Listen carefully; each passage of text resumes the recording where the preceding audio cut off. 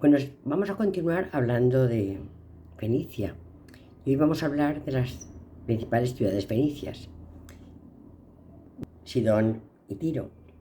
Vamos a intentar hacer una descripción más o menos pormenorizada de cada una de ellas, haciendo hincapié en los lugares más importantes, más representativos, siendo conscientes de que ya no existe ninguna de estas ciudades. Fenicia dejó de existir en el año 333, cuando Alejandro Magno la conquistó. Bueno, pues vamos a intentar seguir hablando de Fenicia y seguir a las ciudades. Bueno, pues hemos dicho que realmente eran ciudades-estado, es decir, que eran completamente independientes. Si a un navegante del Mediterráneo le preguntaban: ¿y usted de dónde es?, decía: yo soy un cananeo de la ciudad de Biblos, o de la ciudad de Tiro, o de la ciudad de Sidón. Es decir, no hablaba nunca de que era un fenicio. Hablaba la palabra Phoenix, y ellos no la conocían. Pero tenían en común la cerámica, que después de la invasión de los pueblos del mar, sabemos que Micenas se destruye, pero los pueblos del mar arrastran en su llegada al Medio Oriente muchas de las culturas que han ido abandonando.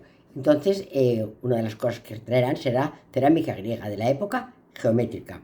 Bueno, pues esta cerámica va a estar en las tres ciudades de lo que los griegos llamaron Fenicia.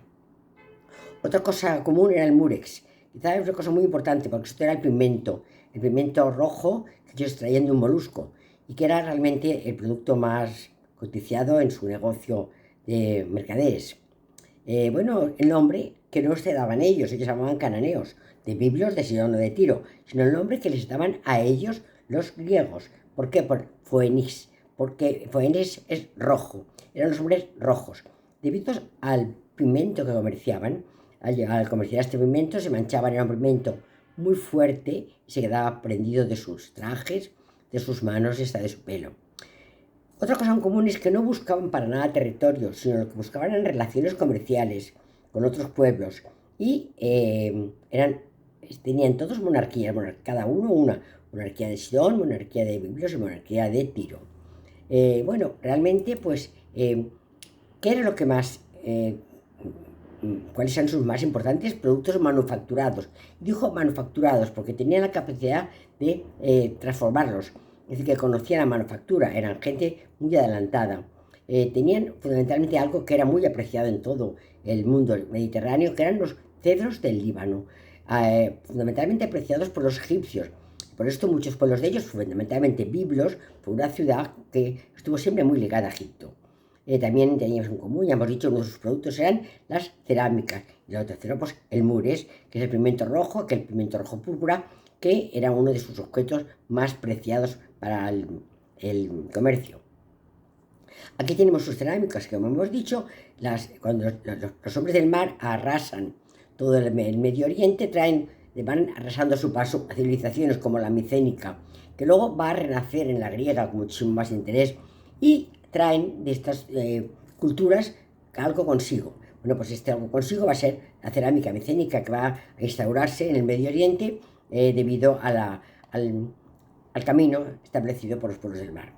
Vemos que son cerámicas geométricas, son anicónicas, no tienen iconos. El único icono es franjas geométricas en zigzag, rectas.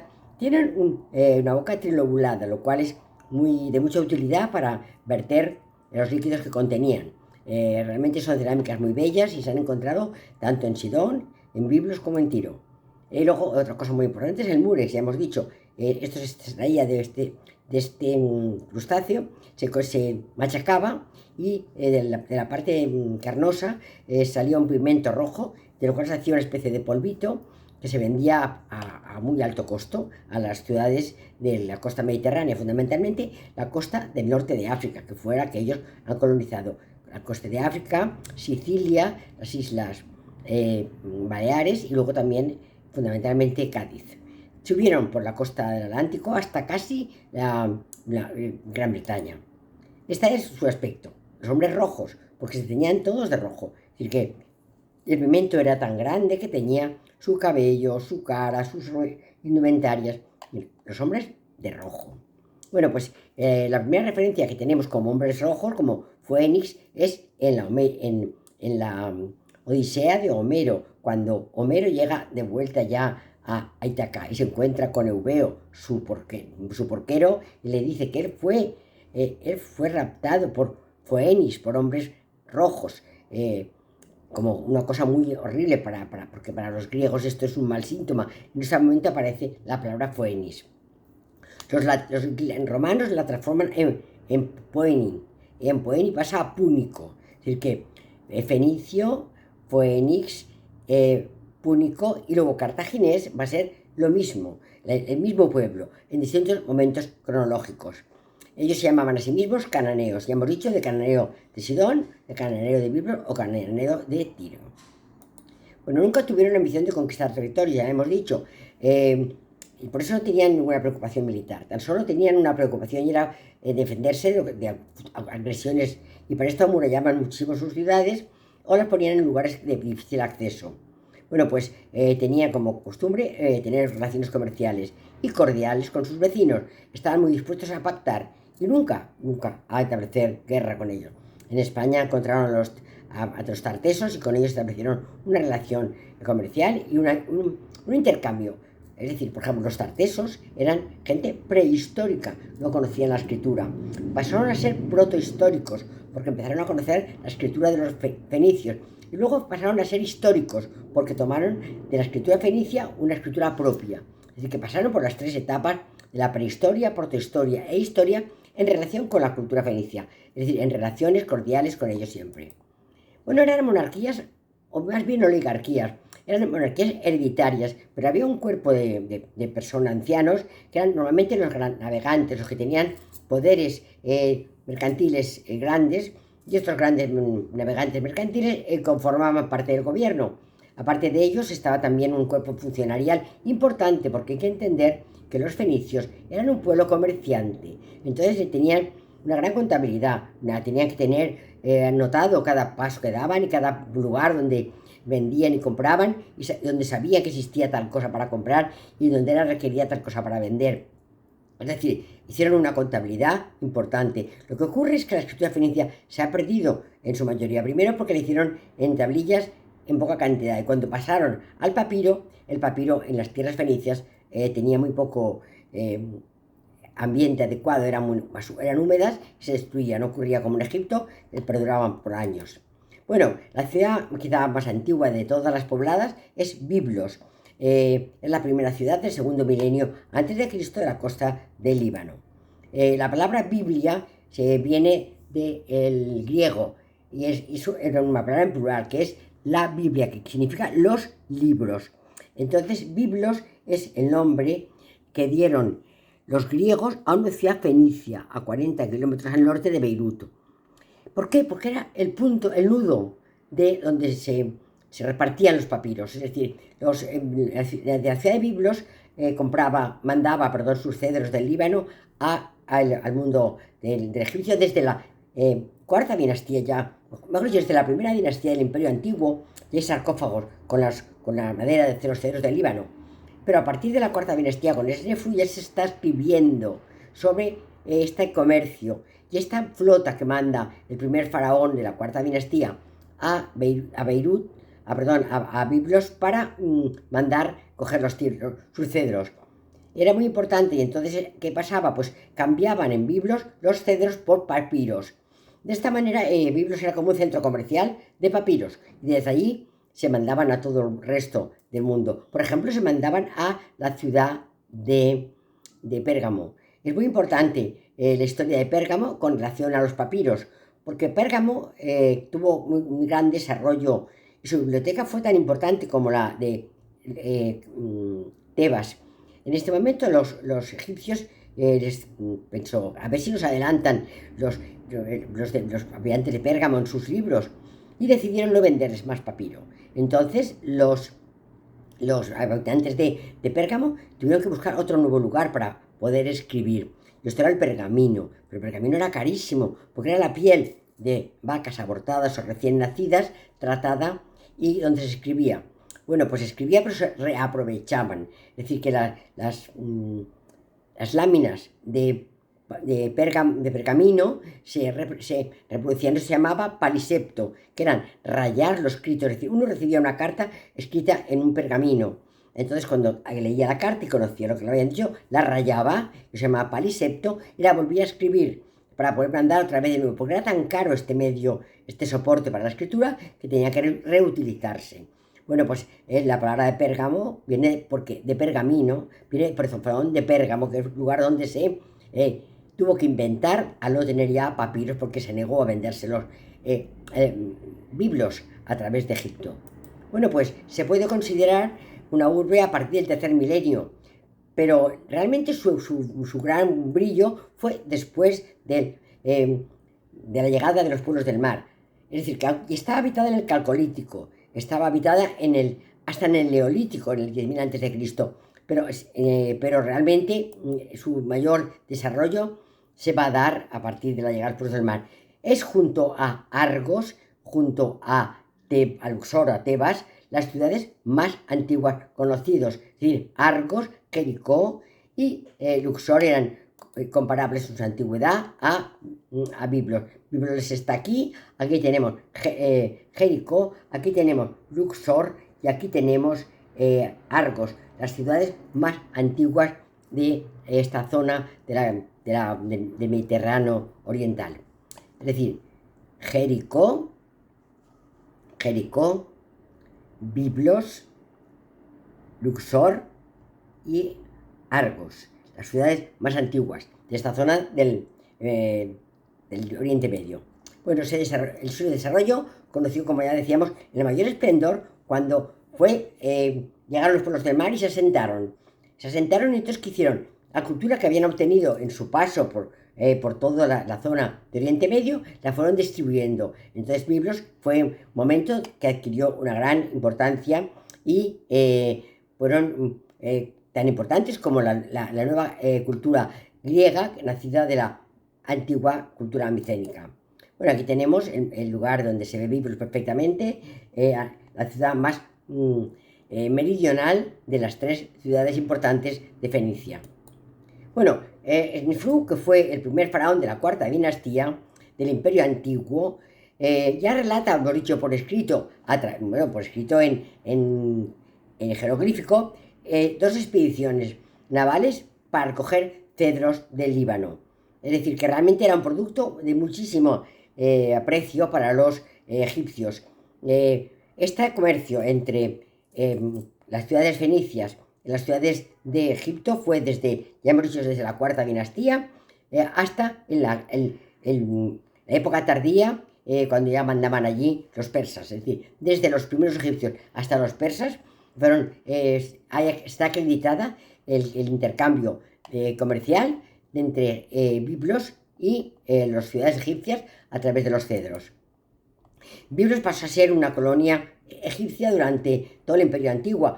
Y esto es el afán, como decíamos antes, de entablar relaciones comerciales y nunca entrar en polémicas guerreras. Ellos preferían ser una ciudad colonial de Egipto, y entonces de esta manera establecieron un comercio fácil y una relación fluida que les permitía obtener y vender, que era lo que ellos pretendían.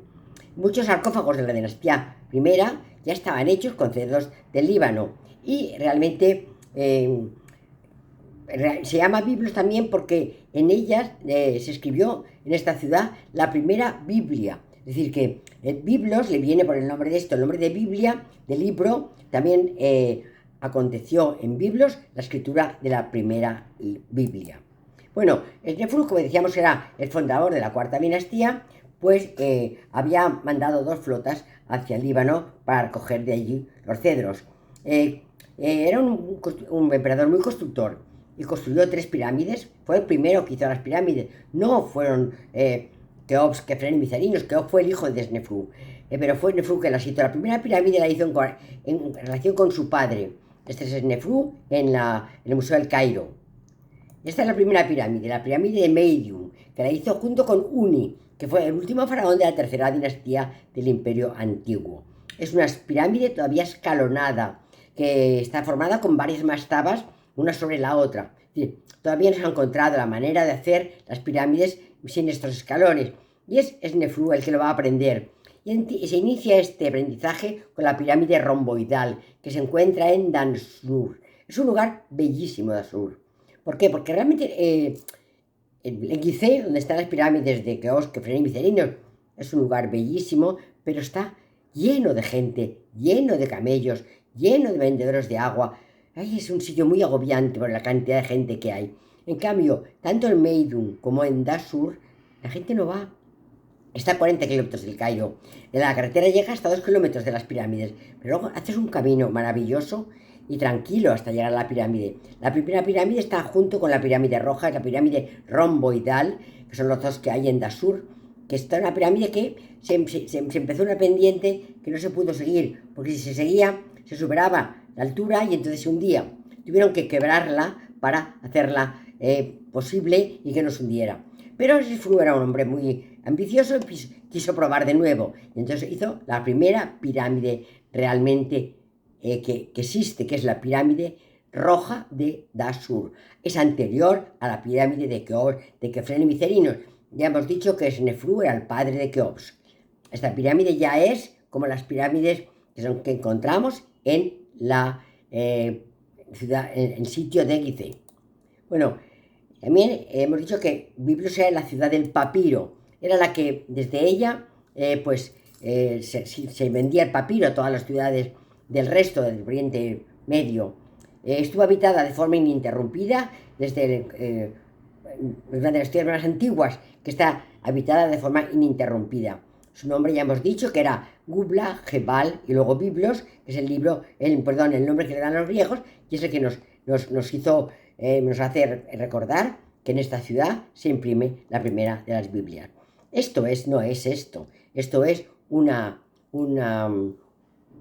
papiro con una escritura fenicia, pero no es la primera Biblia. La primera Biblia apenas existe restos de ella, pero vamos, os he puesto esto para que veáis un papiro escrito con escritura fenicia. Bueno, la mitología egipcia está muy relacionada con la ciudad de Biblos. En la ciudad de Biblos hay un lugar que es un aljibe, el aljibe de Ail el Malik, donde se dice que los habitantes de Biblos tomaban agua. Bueno, pues la mitología egipcia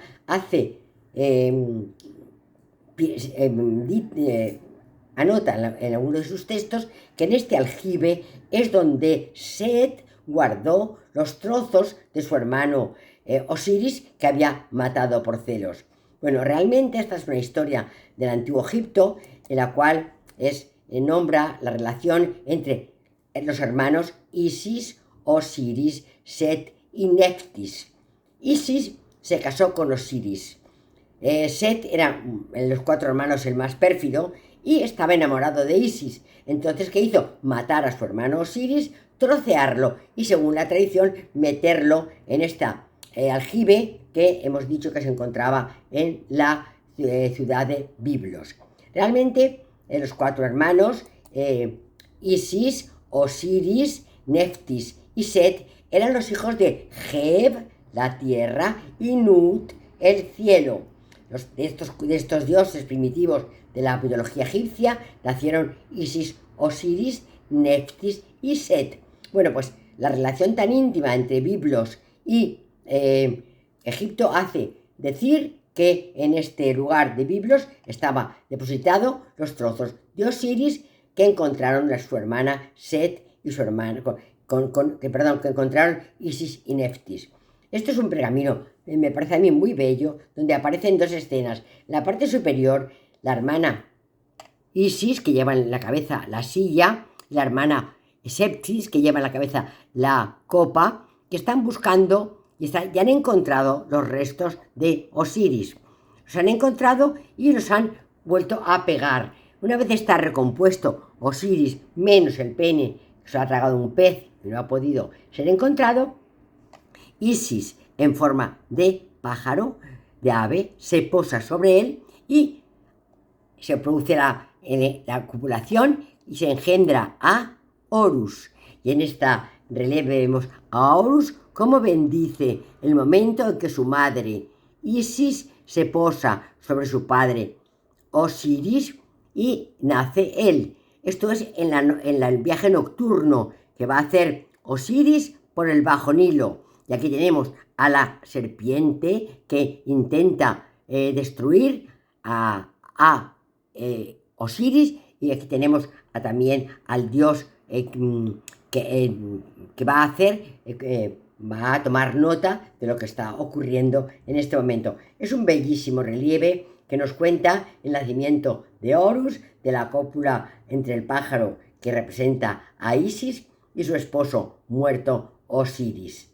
Bueno, pues aquí tenemos un bello recuerdo de Egipto. Me gusta tanto Egipto que no puedo pasar por él sin pararme un poco. Bueno, y siguiendo con Egipto, aquí vemos la venganza de Horus. Es decir, Horus, el hijo de Isis y de Osiris, se entera que su tío Set ha matado a su padre y entonces intenta matarlo a él. No lo consigue matar porque Set es muy valeroso, es muy malo y muy valiente, y lo hiere. Lo hiere de forma que Horus pierde un ojo, el ojo de Horus, que va a representar a esta divinidad, el hijo de Isis y de Osiris. Bueno, pues más tarde la ciudad, después de ser egipcia, cayó en manos de los persas y los asirios. Después Alejandro Magno destruye por completo lo que será Fenicia, y esta zona pasará a ser romana, romano-cristiana, siendo en este momento la religión maronita una religión mayoritaria en estas tierras, que no es más que una versión de la religión cristiana oriental, que es en este momento que se da en la zona de Bizancio, y después en la zona de Constantinopla, y luego será una ciudad, ya una región musulmana, cuando llegaron los árabes en el siglo VII. Posteriormente las cruzadas la harán un condado de Trípoli, luego será anexionada por los mamelucos y por fin en la Primera Guerra Mundial pasó a ser dominio de los franceses, como será todo el Líbano y todo Siria. Es decir, que realmente esta es la historia de la ciudad de Biblos, la ciudad, ya hemos dicho, más antigua habitada desde la eternidad. Fue muchos años pues del feudo egipcio, luego pasó a sirio y persa, luego romana, luego cristiana, luego de las cruzadas, después los mamelucos, y por último la Primera Guerra Mundial la hizo ser una ciudad mandada por los franceses. ¿Qué tiene Biblos que nos haga patrimonio de la humanidad por la UNESCO? Pues 3 lugares muy importantes. El templo de Baalat Jebal. Baalat Jebal es una diosa importante del mundo fenicio. El aljibe de Ain el Malik, donde estaba enterrado Osiris, y el templo de los obeliscos. Bueno, pues el templo de Baal Jebal es el templo de la diosa fenicia. El aljibe, que también se llama Primavera del Rey, es un aljibe que proporcionaba agua a los habitantes de Biblos. Y el templo de los obeliscos es un templo donde no es una necrópolis, es un templo, como dijéramos, conmemorativo, donde en la parte inferior se han encontrado muchísimos ajuares dedicados a los obeliscos. Los obeliscos tienen una característica importante, y es que tienen escritura del idioma fenicio, el cual no se encuentra en muchos lugares. Bueno, el templo de Baalat Jebal, vemos que esto es lo que queda del templo de la antigua diosa fenicia. Aquí vemos el mar que está rodeando la ciudad de Biblos. Aquí tenemos el aljibe Primavera del Rey, el aljibe de Ain el Malik, donde estaban, según la mitología egipcia, depositados los trozos en los que había convertido Set a su hermano Osiris, y que encuentran Isis y Neftis, y hacen que sea posible la cópula de Isis y Osiris muerto, y que de ellos nazca Horus. Aquí tenemos el templo de los obeliscos, muy importante, ya hemos dicho, porque en el subsuelo se encontraron muchísimas ofrendas, pero sobre todo porque en los obeliscos venía grabadas párrafos en el idioma egipcio. Bueno, aquí tenemos el subsuelo, ya hemos dicho que se encontraron grandes ofrendas, y se encontró una colección maravillosa de estatuillas con la cabeza de oro. Aquí las vemos. Fijaros muy bien, porque esto es muy interesante. La influencia egipcia es muy grande. Aquí vemos estos ajuares que se van a encontrar muchísimo en el Egipto medio. Se van a encontrar muchas estas ajuares de pequeñas estatuillas. Pero vemos que ha cambiado un poco la postura. En Egipcio son frontales de cara, pero el hombro derecho se pone de perfil, es decir, la cara va de frente, pero el cuerpo está de perfil. Aquí vemos que son frontales completamente. Ha habido un cambio en la estructura de las esculturas y estas pequeñas imágenes se encuentran ya de forma frontal y se encuentran muchas de ellas en el Museo de Beirut. La necrópolis de Biblos es un lugar muy interesante porque encontramos distintos pueblos que han ido habitando esta tierra. En la parte más baja de todas, en la parte inferior de la necrópolis, están las tumbas reales de los reyes de Biblos.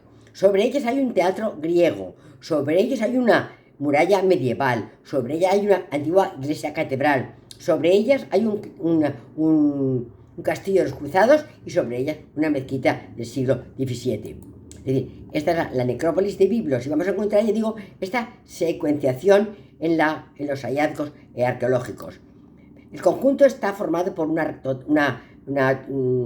conjunto más inferior, lo que es la necrópolis, vamos a encontrar 9 tumbas. En la tumba 5 es la más importante porque en ella se encuentra el sarcófago del rey Hiram. Pero en la tumba 2 se encontró también un ajuar muy bello, entre ellos este pectoral de oro, que recuerda muchísimo al mundo egipcio. Hemos dicho que la influencia de la cultura egipcia en Biblos va a ser muy importante. Vamos a ver en la tumba número 5, donde se va a encontrar el sarcófago del rey Hiram. Es una pieza preciosa por su relieve y por su interés que hermana la cultura de Biblos con la cultura egipcia. Vemos cómo aparece el rey sentado en el trono, en la mesa de las ofrendas delante, y una serie de súbditos que le van llevando sus ofrendas. A este lado y a este lado aparecen los súbditos. Vamos a verlo mejor, más de cerca. El rey sentado en su trono, la mesa de las ofrendas, con las ofrendas arriba, las ofrendas sólidas, bajo las ofrendas líquidas, y luego vemos como los súbditos le van llevando sus presentes. Este le está llevando una especie de azadita, es una herramienta de trabajo muy preciada en aquel momento. Es decir, que le lleva si no sabemos si puede ser de bronce, seguramente sería un de bronce. Y luego detrás van otros súbditos que le van llevando otras ofrendas. Es decir, el rey está sentado recibiendo ofrendas y las que van depositándolas en la mesa en la mesa de ofrendas que hay delante del trono. En la parte de arriba encontramos una inscripción antigua, una inscripción de literatura la más larga escrita en fenicio. El fenicio, no olvidemos que es un idioma fonético, tan solo formado por letras, no hay símbolos, no hay idioma ideográfico, no hay imágenes, son todo letras que suenan y es el primer idioma fonético, muy fácil de aprender. Por esto, los fenicios fueron grandes transmisores de cultura a pueblos que no eran importantes ni ricos y porque podían aprender pronto este idioma. No era como el idioma de los egipcios, que era el idioma de los sacerdotes, porque era muy difícil aprender el idioma egipcio. En cambio, el idioma fenicio es fácil porque es fonético. El egipcio es ideográfico y fonético. Es decir, el idioma jeroglífico es ideográfico y fonético. El idioma fenicio es tan solo fonético. Esto es el siguiente nivel, que aparece un teatro griego. ¿Y por qué digo yo que es griego? Porque los griegos aprovechan la pendiente del terreno para hacer los escalones de su cavea, y porque además, por lo poco que se ve aquí, en la zona esta, la escena no tiene escena, la escena es el mar que se ve al fondo. Los teatros griegos aprovechan el desnivel de la tierra para hacer los asientos de su cavea y no tienen escena. El romano se hará sobre una estructura arquitectónica y además tendrá escena. Aquí tenemos el siguiente nivel, que aparecían las murallas medievales. En el siguiente nivel estamos en la necrópolis de Biblos, una iglesia en nivel superior, y en el último nivel ya el castillo de la época de las cruzadas. Vemos como en cada nivel va a haber una cultura dependiendo en el momento cronológico que estemos. el castillo de las cruzadas. Sidón es otra de las ciudades importantísimas de Fenicia. Esta ciudad también tiene una antigüedad, que tiene Tiro, que tiene Biblos, y de sobre el tercer milenio antes de Cristo. Aquí tenemos donde se encuentra al sur de Biblos. Desarrolló un importante comercio marítimo y fundó numerosas colonias. Fue destruida por primera vez por los asirios, por el rey Asar-Jadón, en el año 677. Luego fue también agredida por el imperio persa en el año 540 y por fin fue destruida con el resto de ciudades fenicias por Alejandro Magno en el año 333 en la batalla de Isos. Aquí tenemos a Sarjadón, el rey que destruyó la ciudad de Sidón. Bueno, pues, y esto es la batalla de Isos en el 333, en el que Alejandro Magno destruye o vence a Darío III. Y los persas dejan de existir como pueblo hegemónico en toda Asia. Es Alejandro Magno el que se hará con todo, que luego lo repartirá entre sus generales. Esto se encuentra en el Museo Arqueológico de Nápoles, en la zona de las Teselas. Es una bellísima tesela que se encontraba en la ciudad qué tonta, no me sale la palabra. En Pompeya, mira qué tontería. En la ciudad de Pompeya, en la casa del fauno, se encontraba este mosaico que ahora se ha trasladado al Museo de Nápoles y se encuentra allí. Es lo que queda de este mosaico, con Alejandro, que se ve perfectamente, y con Darío III, que también se ve perfectamente en la batalla de Isos en el año 333 a.C. ¿Por qué es importante Sidón? Es importante es una ciudad, como dijéramos, religiosa, donde se encuentra el templo de Esmun. Esmun es el dios de la curación. Asclepio, o que luego será el Asclepio griego, es el que se va a equiparar con Esmun. Bueno, pues es una deidad fenicia de la curación y de la renovación, que tiene una historia muy bella. La diosa Astarte, importantísima diosa fenicia, se enamora de un joven muy bello que va por el bosque, que se llama Esmun. El joven no quiere tener relaciones con la diosa y entonces se amputa. Esta amputación le trae la muerte y la diosa Astarte, muy afligida por su culpa, en la muerte de Esmun, lo lleva con ella a los cielos y lo convierte en el dios celeste de la sanidad. Bueno, aquí le tenemos a la diosa Astarte cuando intenta seducir al dios Esmun, que no se deja seducir y se amputa para no tener que caer en manos de la diosa. La diosa lo premia y es una deidad muy importante en la Edad de Hierro, en las ciudades de Tiro, Beirut, Chipre, Cerdeña y en Cartago. En Cartago tiene una catedral que estaba abajo de la actual catedral de San Juan.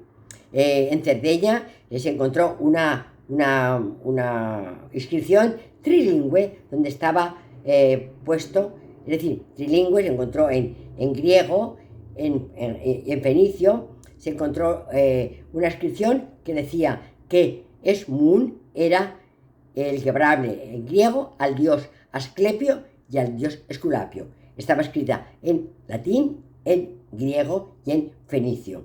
Decía que Esmun era el dios fenicio de la curación, Asclepio era el dios griego de la curación y Esculapio era el dios romano de la curación. Es decir, que los asimila a los tres dioses.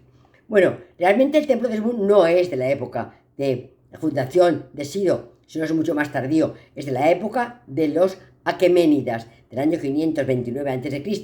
Lo que ocurre es que se ha creado tal relación del templo con la ciudad de Sidón que se la equipara en todo y se ha convertido en un centro de curación esta ciudad.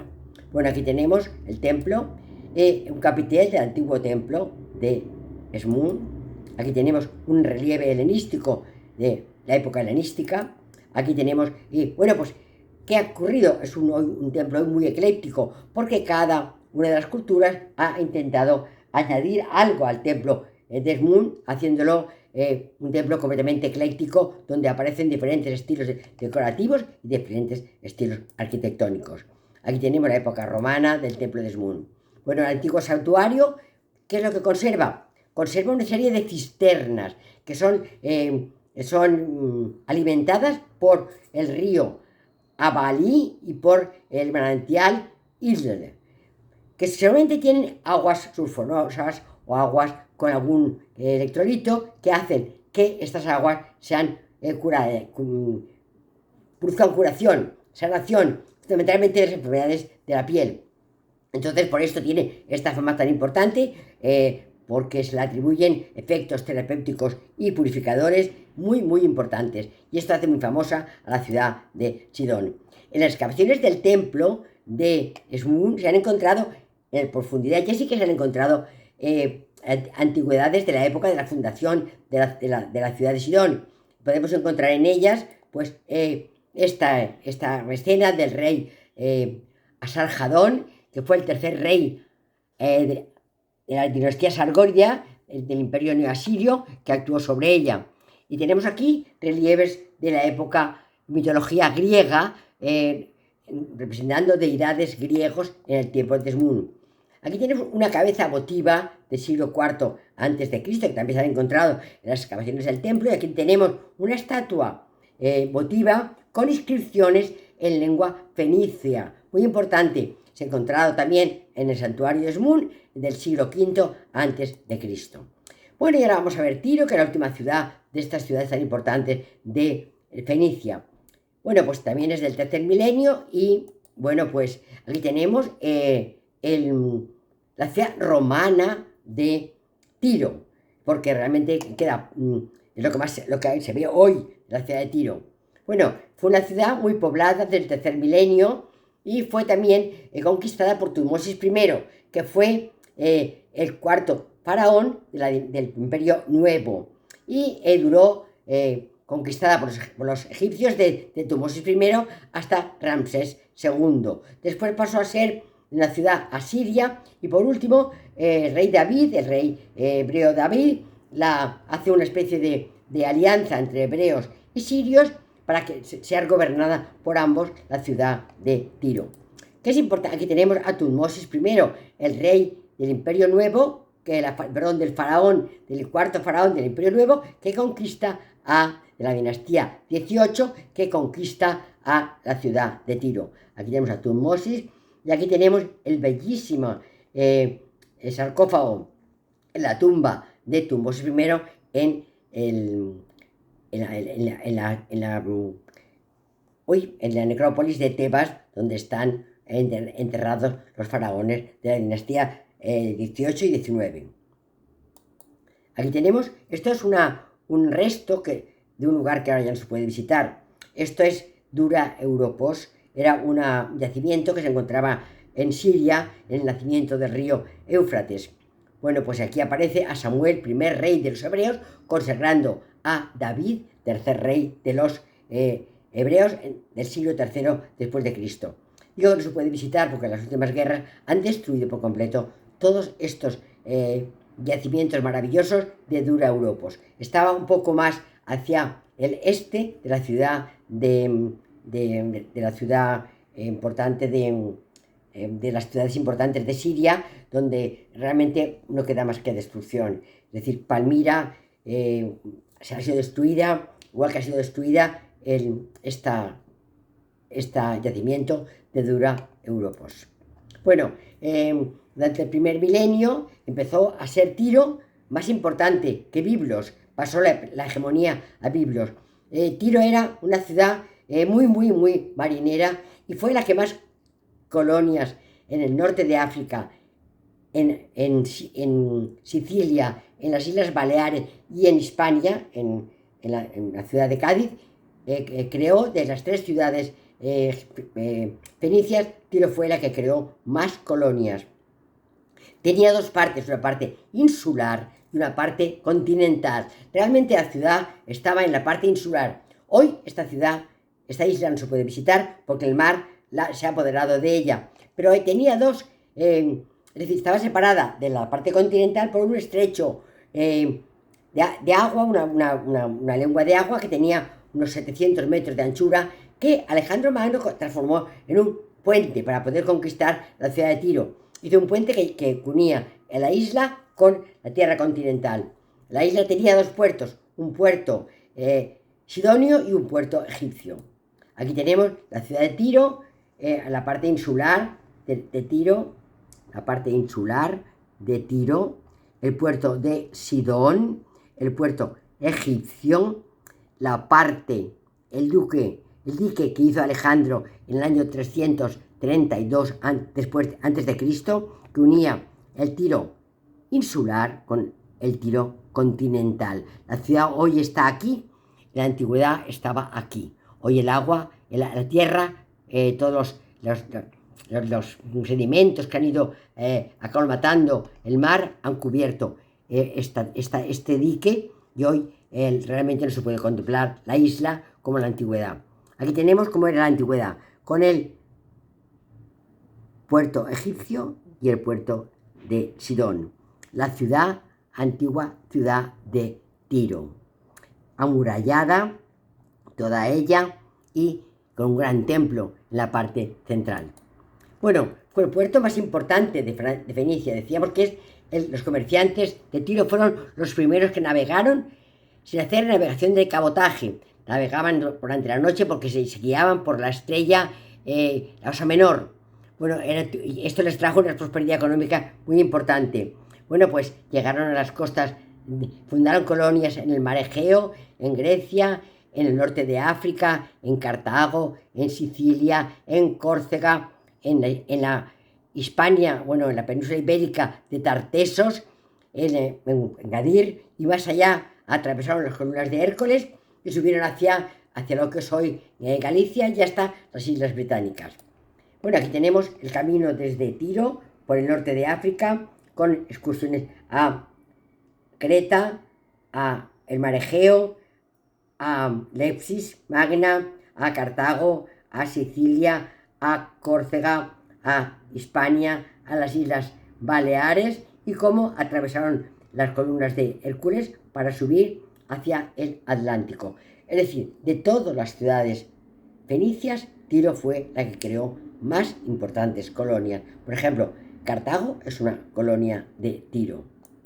Bueno, Melkart era el dios más importante de Tiro y además el dios más importante también de todas las colonias que Tiro formó. Por eso tenemos un importantísimo templo de Melkart en la ciudad de Gadir. ¿Por qué? Porque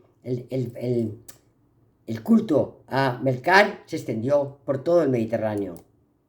Aquí tenemos a Melkart, el dios de los fenicios, y aquí tenemos una estatuilla que se encontró en Cádiz, en Gadir, y detrás de ella está el dios Baal, es decir, la diosa Baal, el dios Melkart, dos importantísimos dioses de la cosmología fenicia.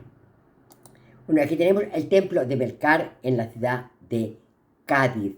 Hemos dicho que en las iglesias orientales es muy importante el culto al fuego. Aquí vemos la parte de delante del templo, donde aparece una llama permanente. Esto es muy frecuente en las culturas, en las religiones orientales.